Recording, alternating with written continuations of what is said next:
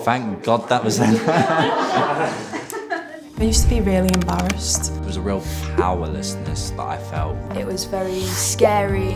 That really overwhelmed me, and I didn't know what was going to happen.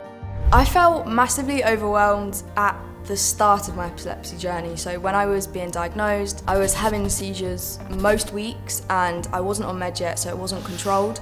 And that was a really overwhelming time. I'm a university student, so there are a lot of overwhelming factors and things going on in my life. And when you have epilepsy into the mix as well, it just makes everything on top of that so much more difficult. I have previously felt overwhelmed when I've had lots of deadlines, maybe for university, or if I've had a really busy day at work. My life and my world was changing so much that everything was new and everything was different, and I was still getting used to it, and I think it took a while to get used to it. I knew that I wasn't going to be able to drive.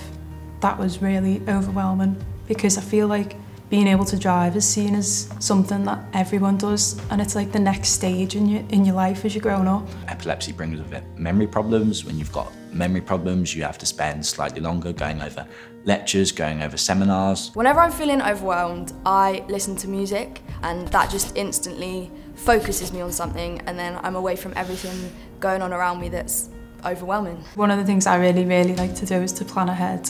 I think that calms my brain a little bit, calms my mind. Keeping a diary and making lists of what you need to do, being really organised. If there are any university students listening to this, talk to your personal tutor, talk to members of staff. There's probably a disabled student service at your university. And there's also the Disabled Students Allowance, the DSA, which you can contact them, and they're really good for supporting you. And they're the sort of coping mechanisms I've had for dealing with that feeling of being overwhelmed.